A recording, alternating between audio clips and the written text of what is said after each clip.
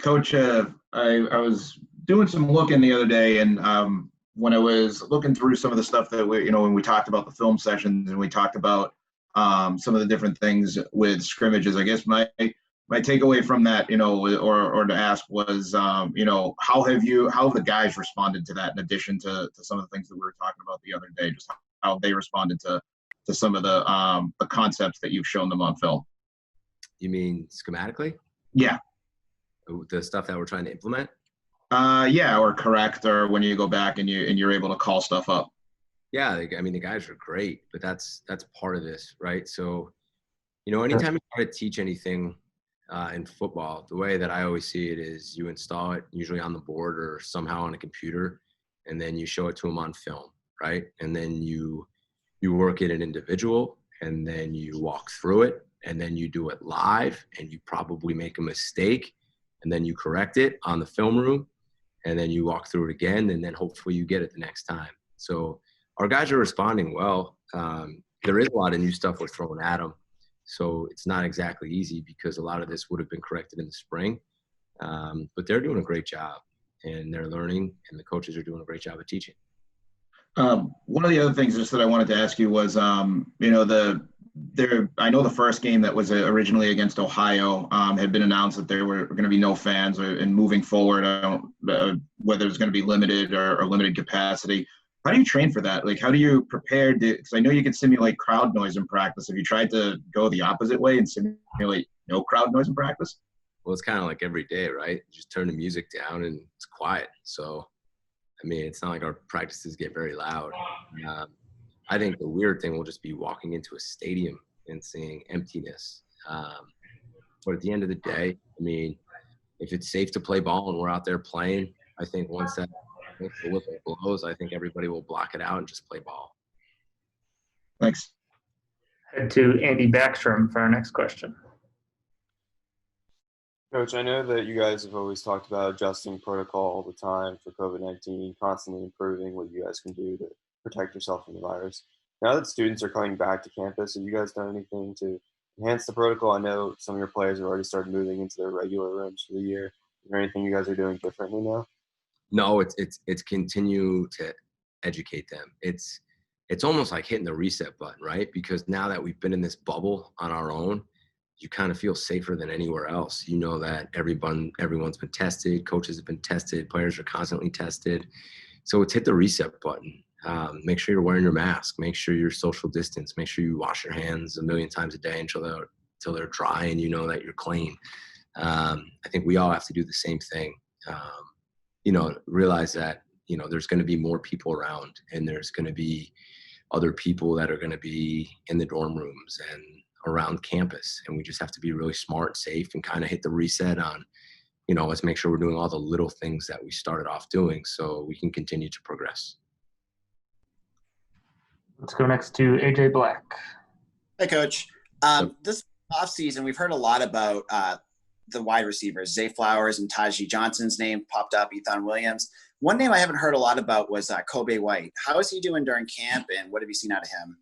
Yeah, Kobe hasn't practiced in a little bit of time now. He's missed a few practices with a knee. Nothing that we see being long-term, but so he has not practiced. So that's why you haven't heard quite as much from him.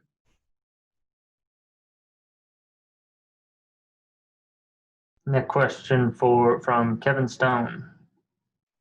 Hey, Coach, how you doing? What's up, Kevin? Not much. So there's been a very heavy social media presence from the program, this year, individual and as a program. Is that something you try to encourage? Because a lot of coaches might, kind of steer away from it. Yeah, I definitely want to encourage. I want to get our players' names out there. I want people to be able to follow us and be excited. I think that's kind of what we talked about when we first got here. We want the excitement. We want the fans to feel involved. We want the students to feel involved. So we're going to try to bring to them as much as we can. And I know our social media team has done a really, really good job. I view social media as a very positive thing, as long as you use it in a positive way and you keep it about the team. That's the most important thing. And, from Jason Baum and his whole team, it's awesome. I mean, you guys see the graphics, the pictures. They do an unbelievable job. Sometimes they post some really strange pictures of me, but there's nothing I can do about that. We'll go back to Andy. So around this time of August, usually teams are starting to prepare for a week 1 opponent because of the revised schedule and you guys not even really having a game scheduled for that September 12th weekend right now, is everything still focused on situational football, installing packages, whether it's in third down or red zone? Is that where you're kind of focused on right now instead of looking ahead to a possible week 1 opponent? Yeah, definitely. I mean, without spring football, we still we got to get better every day. Really understand the scheme. And again, we're still trying to figure out exactly who we are and what our schemes are going to look like and what we're good at. And then we have to, as coaches, do our job of putting our guys in the best positions to make plays. We'll have plenty of time to watch film and get ready for whoever we play first. You don't ever really want to start too early because then you're tired of watching them anyway. So we'll keep it to ourselves. We'll go again to Dan. Coach, one thing that I know we haven't talked about at all in training camp is just special teams, the specialists, kickers, punters, directional kicks, and field goal kicking. How's that coming along? How the field goal kickers look and the coverage teams on both punt and kickoff? Oh, today was an awesome day. Grant was crushing the ball. We were punting. We were outside today, so it couldn't hit the ceiling, so I was all fired up. You saw his leg and how strong he was kicking the ball. Our field goal kickers have been really good. Yesterday, I think they were like 10 for 11. So I'm excited. That's going to be huge. You guys know that. That's just as important as offense and defense, maybe more. We got to punt the ball well. We got to cover well. We have to make our field goals. And so far, Coach Turn has done an awesome job.